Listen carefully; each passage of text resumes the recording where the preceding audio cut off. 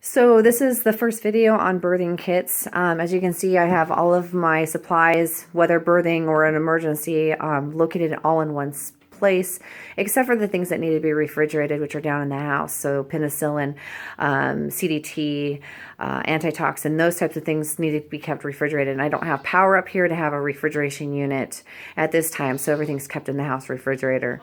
So, but everything else is readily available in case of an emergency. I know where it's at. And so the box that's sitting on the counter is something that I had won in a raffle a couple of years ago at a goat conference. And so thank you to Bella Fire Farm for donating this awesome box. It really kind of got me started on making sure everything was put together and readily available. So I'm going to go ahead. I do still have stuff in this box, even though stuff's on the shelf too. But to give you an idea, so one of these boxes is going to be easily picked up at any hardware store. So the first thing we have in here is a tube feeder. As you can see, that I have not had to use this, so knock on wood, I don't ever have to. But there are videos, I think, online that you can see how to have this done. I actually had a vet show me how to do it. It was a little bit nerve-wracking the first time doing it to save a kid, which was not mine, but a friend of mine's, and we actually was able to save this kid by actually tube feeding it. So good thing to have, especially if you have an emergency, because nothing worse than being at the middle of the night and not having a store open to be able to get one. So good thing to have. Ketone strips. So I was looking at the date on this is actually expired. It probably still work just fine, but I know I have some new ones down at the house that I got from a local pharmacy. So good thing to have, especially if you have a doe that's pregnant that's not acting quite right.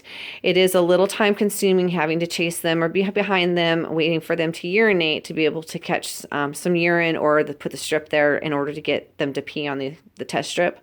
But it is a good diagnostic tool. Like I said, I don't have light up here, so we have LED battery operated lanterns and a headlamp. So making sure that your batteries are in good working order. Nothing worse than trying to turn on a lamp or of some sort, try to get lighting and your batteries are dead. So I have a whole supply of batteries that we keep on hand. Power Punch. It's the same thing as like Nutri-Drench. So does, if they're needing a little bit extra nutrition, energy, that type of thing, you can get this pretty much at any feed store. We don't have Tractor Supply here. We have Coastal Farm and Wilco in our local area. And so it's a good thing to have. So I actually have some of this here, and I actually have some Nutri-Drench down in the house. They put castration bands in here. It's not necessarily a birthing thing, but it is a good thing to have if you're looking at weathering your bucks. One of those supplies. So inside the box is kid colostrum. This is something that is good to have on hand just for the fact that if you have a kid that's needing to have some type of supplement late at night and the feed stores are closed, good thing to have. There is some generalized colostrum out there. However, it's directed towards more cat dog, which is not necessarily the nutrition that a goat would need. So kid-oriented colostrum, yes, have it in your kit. Vitamins and electrolytes. This is a powder that goes into water. We don't necessarily give it to our does. We do it a little bit more during the hot season when we're at shows to help try to boost them and get them to drink water. When we have our does give birth, we actually get warm water. We put blackstrap molasses in it, some salt. They really down that. They really love it. So that's what we end up doing to help boost them after giving birth. Castration tool, good to have on hand. Selenium and vitamin E. So I will be honest, I have never given a paste. I was actually able to score some from my vet, or actually BOSI from my vet last year when we had a decrease in the supply in the market. So that's what I have on hand. But if you can't get BOSI from a vet or have it on hand, this is the next best thing to have on hand to give to the goats. So BOSI, We give a dose to our does 30 days before they give birth, and we actually give a dose to the kids after they're born. Calcium drench. Those who have milk fever, fortunately, knock on wood, we have not had an issue with milk fever, but if we do, we at least have some on hand. So that is what's in the box. So let's move on to the next thing. So on my thing here, let's go up, and we've got a supply of needles and syringes. So one of those things is when you have to give injections, our BOCI, our CDT, making sure we have plenty of those on hand. So I have 3 cc syringes. I've got 20 gauge 1 inch needles and 20 gauge 3/4 inch needles for the kids. Here we've got ivermectin, which is we give actually orally. We have LA200 for infection. We have BOCI. We have high-level vitamin B complex. Always good to have in case of emergency, epinephrine. Here's ivermectin as well. Mastitis strips. Copper boluses, you can get them on Amazon. Here's Corid for coccidia. We actually have some mixed up, ready available. This is Banamine, I got from my vet to have on hand. That's a good fever reducer as well as pain. Hibiclens, which is a good cleaning agent. Personal lubricant for taking temperatures.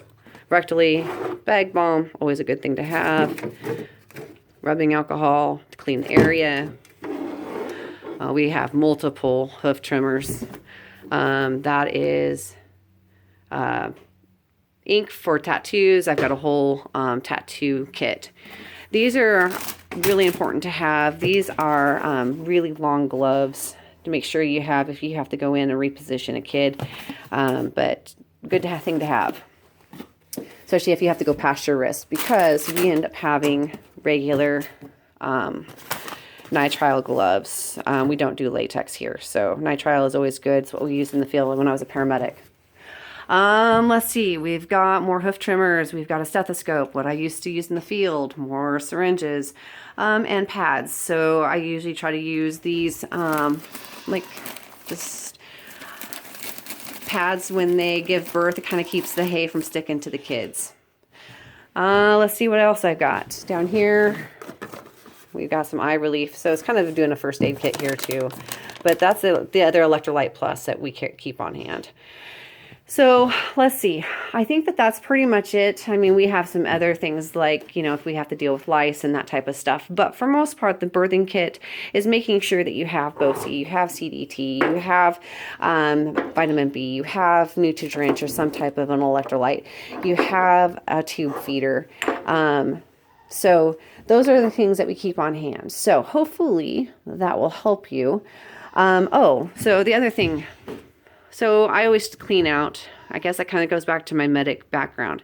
Making sure cleaning out the mouth and nose, especially if she's busy pushing another kid out. I want to make sure that I try to get all the mucus and amniotic fluid away from the kids' mouth so they can breathe okay. So these you pick up in any baby section. So good thing to have. And I can't stress enough to goat owners, please, please, please, please have a thermometer. I have probably 3 floating around in my barn because you never know when a battery goes bad. So when a goat is acting sick and they're not acting normal, first thing you've got to do is make sure that you take a temperature. Normal temperature is 101 to 102, and anything over 103 is running a fever. Anything below 100 is cold. So when you have a kid that's been born and there's been a cold night or cold day and they get too cold, they can't digest. the food that you try to give them if you're trying to supplement them with a colostrum supplement. Please, please, please make sure that you have these on hand, because I can't stress to you enough when you guys ask questions and we ask you to get a temperature, because that's the course of treatment that we can tell you to help you guys out. So make sure you have one of these, or 2 or 3, because they do fail. So anyway, probably the most important tool you can have in your barn is a thermometer. Anyway, so I think that pretty much covers kind of what we have in our first aid kit and as well as our birthing kit. Paper towels. Make sure you have paper towels. Let's see what else. Oh, the thing that we do have and that we get every year, Black Friday, Walmart has cheap towels. Less than $2, and we will always bring in a stack of towels to help dry these kids and get them warm, because I don't like having cold kids. So when we get ready to do the birthing video, or I get ready to do the birthing video, you'll see I have a stack of towels. I load up on them Black Friday. So those are great, because if I don't want to wash them, I can throw them away. Anyway, so I hope this helps, and I will get on to the next video. So anyway, take care.